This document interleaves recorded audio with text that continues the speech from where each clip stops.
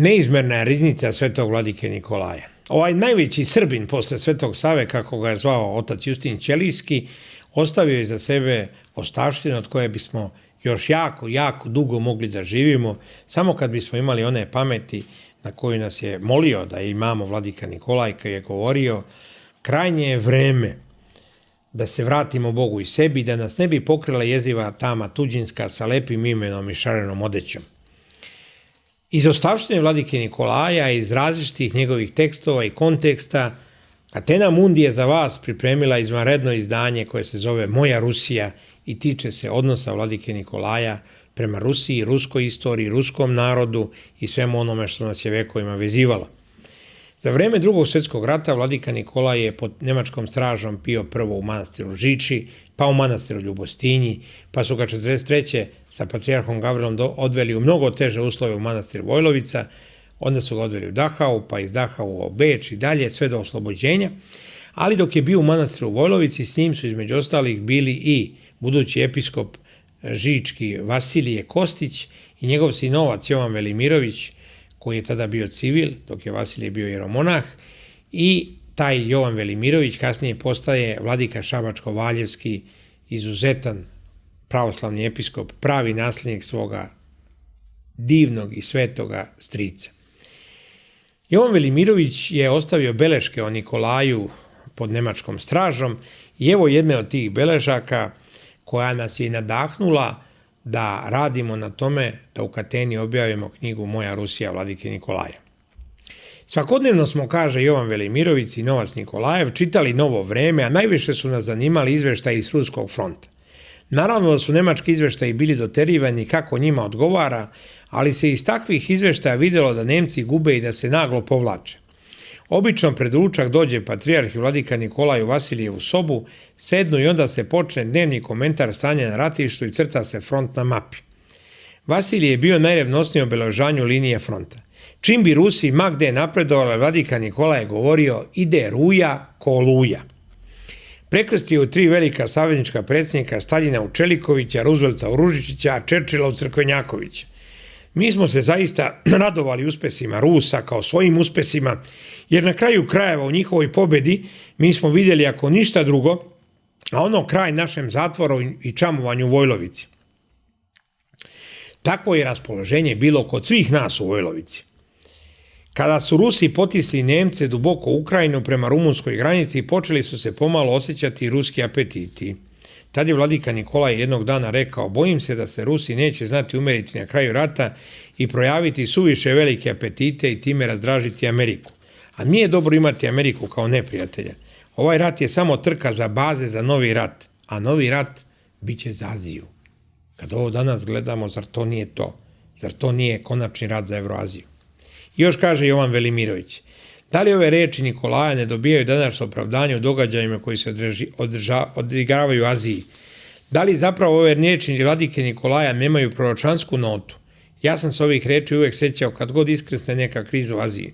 A hvala Bogu, u Aziji stalno ključa, stalno traje neka ratna avantura. Pa evo, do dana današnjeg je tako.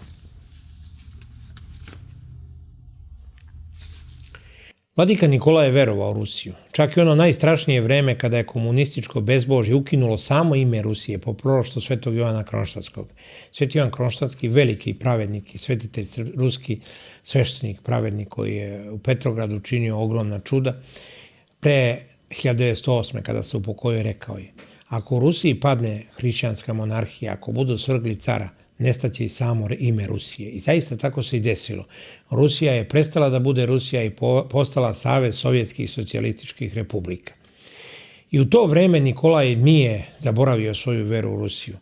Sasvim u skladu sa velikim ruskim pesnikom Fjodorom Tjutčevim, koji je ovako pevao: rodna polja ko u hrpi i uboga sva priroda, rodni kraju dugotrpljiv, kraju ruskoga naroda. Ne poznaje, ne primeti, gordi pogled tuđeg oka, šta zasja i tajno svetli u nagoti tvojoj krotka. Po teretom krsta teškim prošao je zemljom ovom, kao sluga car nebeski, svud hodeći s blagoslovom. I dodavao je u jednoj drugoj svojoj pesmi: umom ti Rusiju shvatiti nećeš, Sveopšti aršin nju ne prati. Ona se drugčijem cilju kreće, u nju tek možeš verovati. To je verovanje u ruskoga Hrista, slavijanskoga Hrista, kako je govorio Tin Ujević. I vladika Nikola je to verovanje imao, jer je znao da je najveća vrednost ruske istorije Hristos i da je ruski narod najkrotkiji narod na svetu, kako je on govorio, zato od Boga dobio 1/6 kopna, jer se na njemu ispunila biblijska reč Hristova, da će krotki naslediti zemlju. U doba komunističkog progona, kada se krv hrišćanska lila kao voda, Nikola je bio na strani ruskoga naroda. A zaista se mnogo stradalo. Godine 1995. zvanična ruska državna komisija utvrdila je da je u doba komunizma ubijeno od početka boljševičke revolucije 1917. pa do sloma sovjetskog sistema preko 200.000 samo sveštenih, episkopskih i monaških lica. U trenutku kad je Staljin iz svojih razloga patriotske propagande rešio da obnovi Moskovsku patrijaršiju, 1943. godine na slobodi su bila samo 3 episkopa. Mitropolit Sergije Stragorodski, episkop Nikola Jarušević i episkop Aleksije Simanski. Samo 3 episkopa. Svi su ostali bili ili mrtvi ili u logorima. Postoji poligon NKVD-a, Staljinove političke policije Butovo pod Moskvom, gde je sada podignut hram novomučenika zemlje Ruske i gde su 36. i 37. streljali 40.000 ljudi, od kojih je 20.000 streljano zbog njihove vere. Uprko svemu tome, u najtežim vremenima Rusije, vladika Nikola je pisao: ali će doći vreme, i to skoro vreme, kad će sveta Rusija zablistati kao sunce posle burne i mračne noći, u kojoj sada bezbožni i bezdušni mučitelji njeni piju krv kao negda zverovi hrišćanima u rimskom koliseumu. Doći će vreme kad će hrišćani sa svih strana sveta putovati u svetu Rusiju, da uzmu malo od svete zemlje njene i ponesu kućama svojim, jer ta zemlja, to je krv svetih mučenika Hristovih. I dodavao je: mislimo i verujemo da ni stvoritelj ruskog naroda nije pustio ovaj veliki narod u oganj stradanja da bi kaznio i ubio, da bi njegovim strašnim primjerom druge narode opomenuo i razumio, a njega ruski narod većma proslavio pred nebom i pred zemljom. Godine 2000. u hramu Hrista Spasitelja u Moskvi na Preobraženje obavljena je najveća kanonizacija u istoriji pravoslavne crkve, kada je kanonizovano preko 1000 ruskih novomučenika postradalih od komunista za veru u Hrista i carstvo Božje. I zaista, Gospod je tako veliki broj svoje dece koja su stradala priveo u slavu. Kad su u pitanju srpsko-ruski odnosi, vladika Nikolaj u ovoj knjizi Moja Rusija kaže: smemo li mi ikada zaboraviti da je ruski car sa decom svojom i sa milionima svoje braće otišao u smrt za pravdu srpskog naroda? Smemo li prećutati pred nebom i zemljom da naša sloboda i država staju Rusiju više nego nas? Moral svetskog rata, nejasan, sumnjičav i osporava na raznim stranama, predstavlja se u ruskoj žrtvi za Srbe u anđelskoj jasnosti, nesumnjivosti i neospornosti. A nesebični motiv, nezemni moral pri žrtvi za drugoga, nije li to privoljenje carstvu nebeskom? Rusi su naše dane ponovili kosovsku dramu. Zato je sveti vladika Nikolaj cara Nikolaja poredio sa novim knezom Lazarom, koji je radi zemaljskoga, odrekao se zemaljskoga radi nebeskoga i žrtvovao svoju državu radi večnih interesa carstva Božijeg na zemlji, braneći svoju manju pravoslavnu braću sa Balkana. Tomu vladika Nikolaj nije zaboravio nikada. Prva freska cara kao mučenika oslikana je u kuli koju je Nikolaj podigao u manastiru Svetog Nauma na Ohridu, koju su kasnije komunisti srušili. Tu je, dakle, prvi put car Nikolaj predstavljen kao sveti, i to sa blagoslovom svetoga vladike Nikolaja. Srpsko-ruski odnosi bili su stalna tema njegovih beseda i razmišljanja. U svom čuvenom delu Srpski narod kao Teodul znači sluga Božiji, kaže vladika Nikolaj: posle svih peripetija i svih lutanja, Srbi se moraju vratiti na ideju svog velikog vožda, savez svih pravoslavnih naroda na Balkanu sa naslonom na pravoslavnu Rusiju. I to sve ne radi carstva zemaljskoga, nego radi nebeskoga, ne radi slave i veličine državne, nego radi služenja Hristu Bogu. Teodulija jednovernih naroda bio bi smisao i program te istorije. Svaka velika i spasonosna ideja ostvaruje se sporo i trudno, i to obično na mučeništvu i krvi svojih začetnika. Hrišćanstvo je izašlo na svetlost dana i priznato tek posle 300 godina. Karađorđeva ideja o Savezu slobodnih naroda Balkana zapečaćena je voždovom krvlju radovanju i čekala je svoje ostvarenje do sada 120 godina. No to je ideja velika i spasonosna, te će se s Božjim blagoslovom ostvariti ako je svi Balkanci prihvate.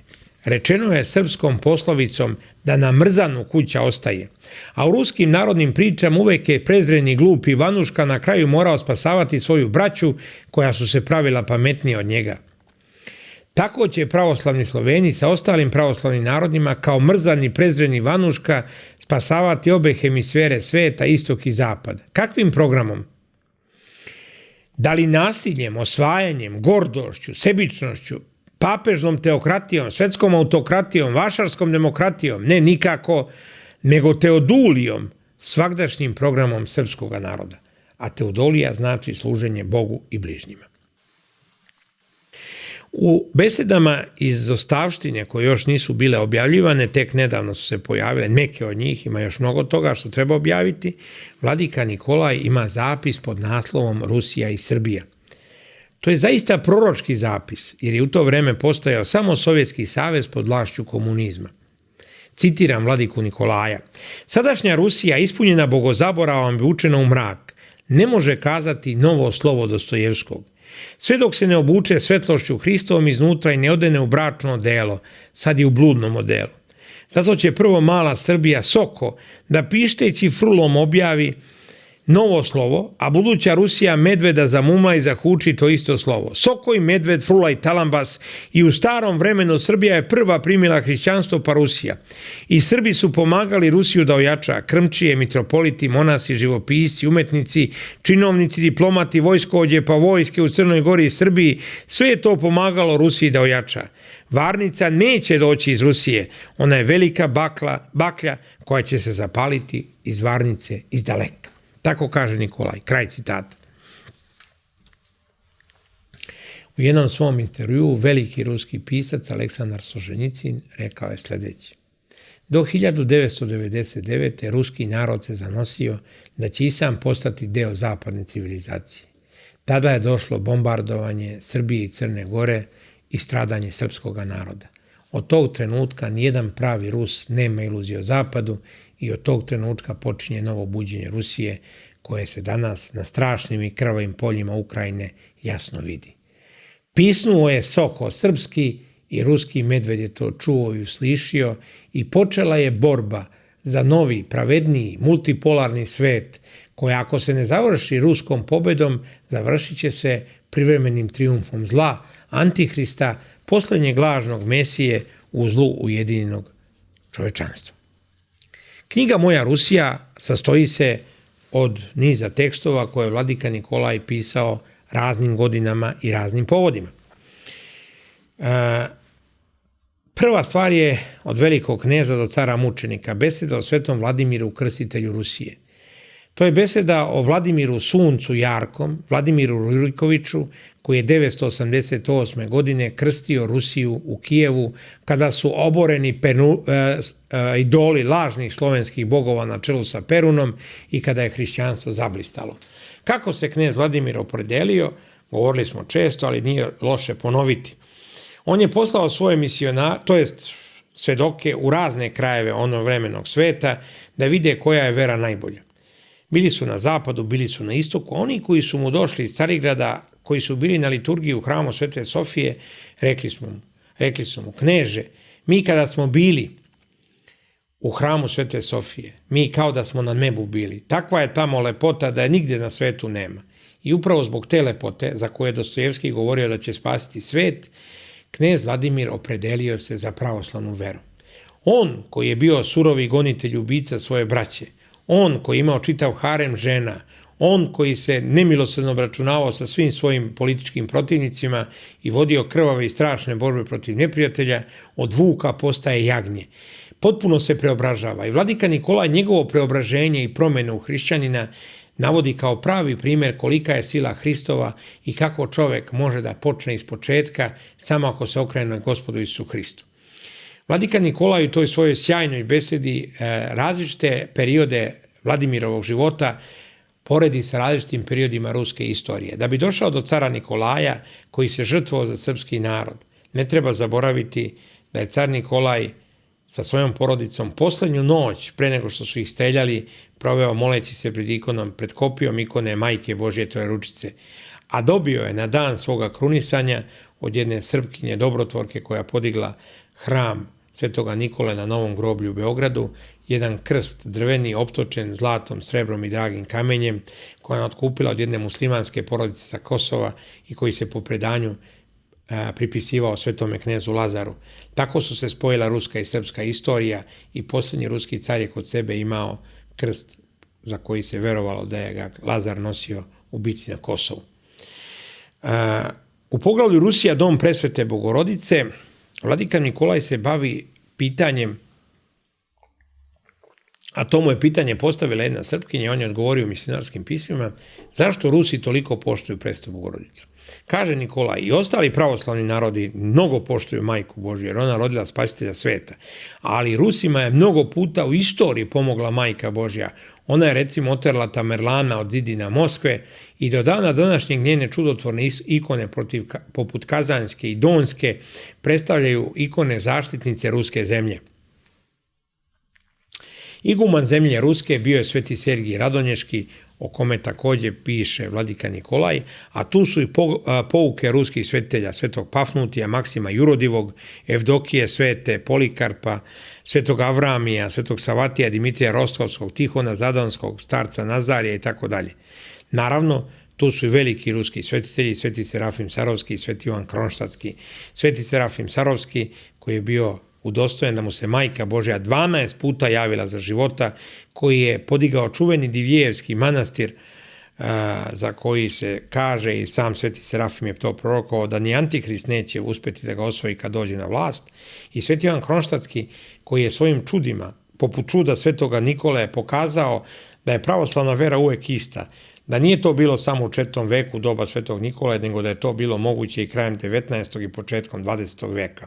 Sveti Ivan Kronštatski, koji je služio svetu liturgiju u Kijevu pred 60.000 ljudi, koji je svaki dan u Kronštatu služio liturgiju u prisustvu 5 do 6.000 vernika, koji je tolike ljude obratio u veru, koji je tolike knjige napisao, njega je vladika Nikolaj mnogo poštovao i ne sme da se zaboravi, prvi je dao predlog Ruskoj zagraničnoj crkvi, pošto je Moskva patrijaršija bila u komunističkom ropstvu, da kanonizuje svetog Jovana. Tu je i poglavlje Carevi i sveci, ruska istorija pod svetlošću vere, sveti Vasilije Blažni, car Ivan Grozni, Jurodivi Nikolaj, car Ivan, sveti Filip Moskovski, car Ivan, Boris Godunović, carević Dimitrije i naravno jedno odlično poglavlje o Napoleonu protiv Rusije, gde on pokazuje koliko je Napoleonov rat u stvari bio Bogom blagosloven za zaštitu ruske zemlje. Car Aleksandar I, koji je bio zapadnjak, kada je Napoleon udario na Rusiju, pao je na kolena pred ikonom Kazanske Majke Božje i rekao da se neće smiriti dok posljednji neprijateljski vojnik ne bude proteran. Napoleon je doveo u Rusiju 600.000 vojnika, vratio se sa 60.000 i posle tog njegovog pohoda na Rusiju doživio je trajni poraz. Dok je bio zatočen na ostrvima gdje su ga držali saveznici, setio se Hrista i govorio da je sva njegova osvajačka slava ništa u odnosu na slavu Hristovu, jer Hristos nije zadobijao ljude osvajanjem, nego svojom božanskom ljubavlju. Tu je izuzetno zanimljivo poglavlje Kitajski mučenici. Naime, Ruska pravoslavna crkva misionarila je u Kini i mnogi Kinezi obratili su se u pravoslavlje. Onda je početkom 20. veka izbio bokserski ustanak kineskog naroda protiv stranih okupatora, pre svega protiv Engleza i ostalih koji su tlačili i mučili Kineze, ali tada Kinezi nisu razlikovali prave od krivih, pa su sve hrišćane počeli da ubijaju i pobili su preko 100 kineskih mučenika pravoslavnih koji su kanonizovani i koji se veoma poštuju. Vladika Nikolaj je kao o plodu pravoslavne ruske misije o njima pisao jedan veličanstven, divan tekst koji je našao mesto u ovoj knjizi. Vrlo zanimljiva priča u poglavlju Srbiji i Rusiji u bitkama za slobodu.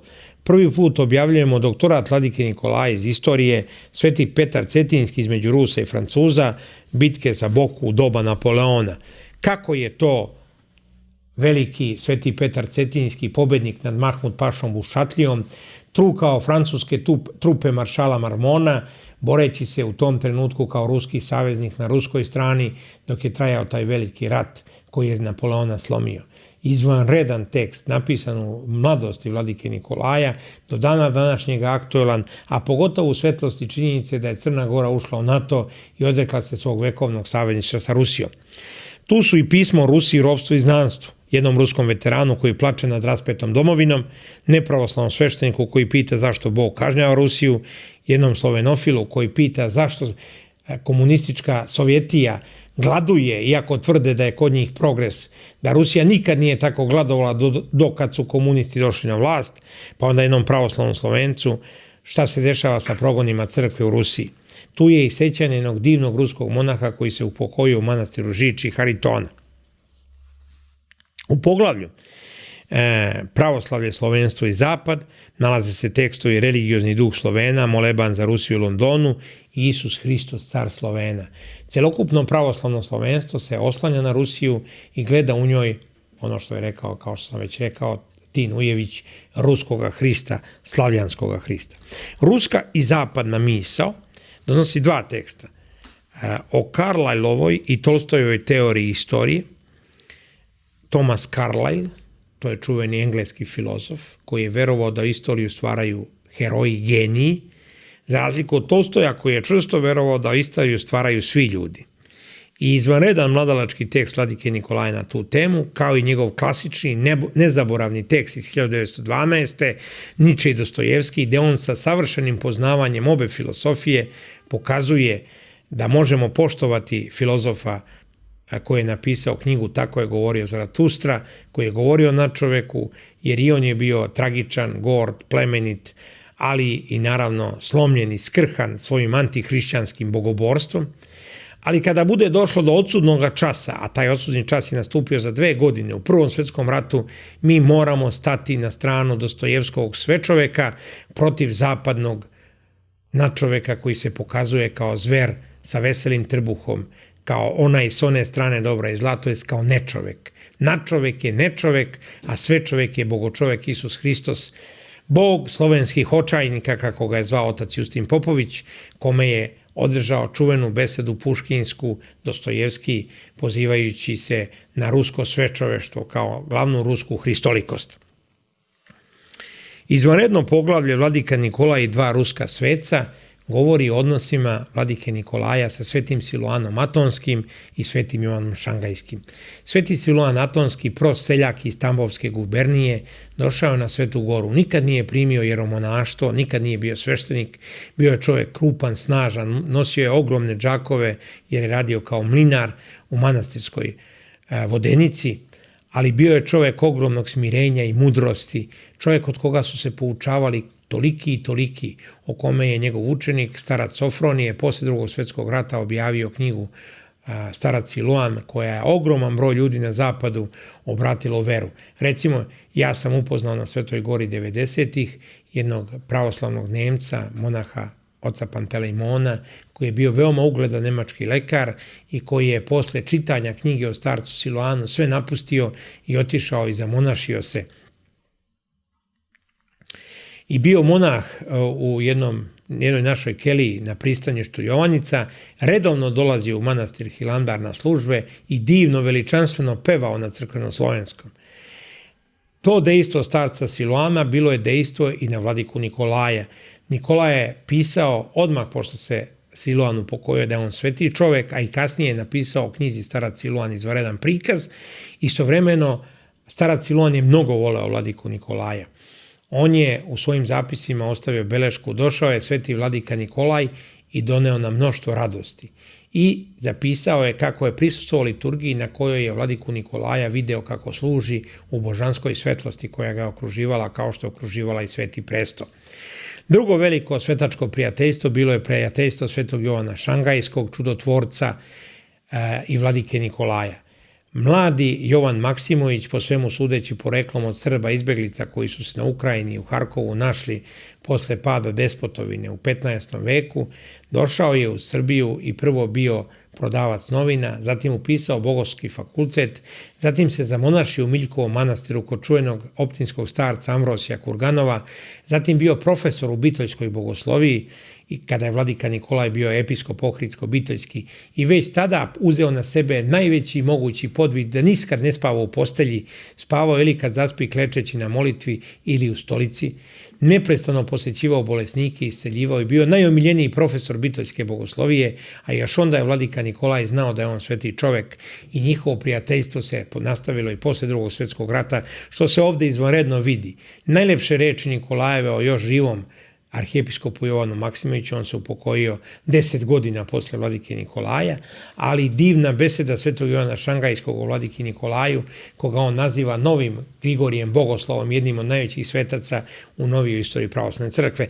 Posljednje poglavlje knjige Rusija o svetom Nikolaju Srpskom donosi izvanredne tekstove Vladimira Majevskog, ruskog emigranta, o Nikolaju kao čoveku vere i pobožnosti i njegovom pokojenju, pa onda arhijepiskopa Jovana, čuvenog kneza Šahovskog, o svetom Nikolaju Srpskom i bogomoljačkom pokretu, pa Nikolaja i Sofije Zernov iz jedne ugledne ruske emigrantske porodice.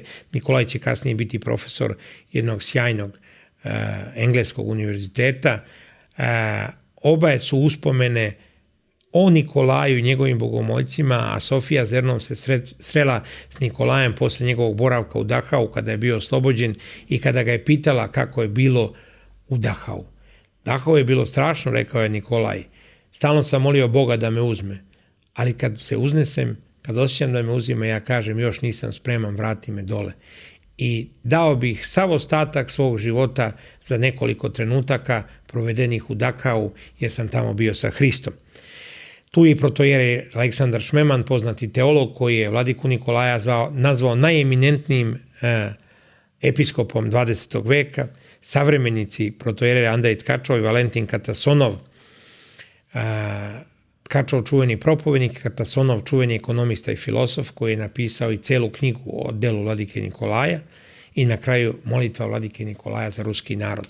Ova je knjiga za svaku preporuku, ova je knjiga za ono pravo čitanje rusko-srpskih odnosa, ne ovo površno, ne ovo kafansko, ne ovo propagandno, nego ono čitanje naših odnosa koja se zasniva na veri u Hrista i onoj veličini ruskog i srpskog naroda koji su Hrista svedočili i svedoče ovim apostasijskim, bogoostupničkim vremenima kada sile Antihristove pokušavaju da nas pobede. Neće nas pobediti jer je Hristos vaskrsao, a sveti vladika Nikolaj je to znao i zato je govorio ide ruja ko oluja. Čitajte knjigu Moja Rusija svetog vladike Nikolaja.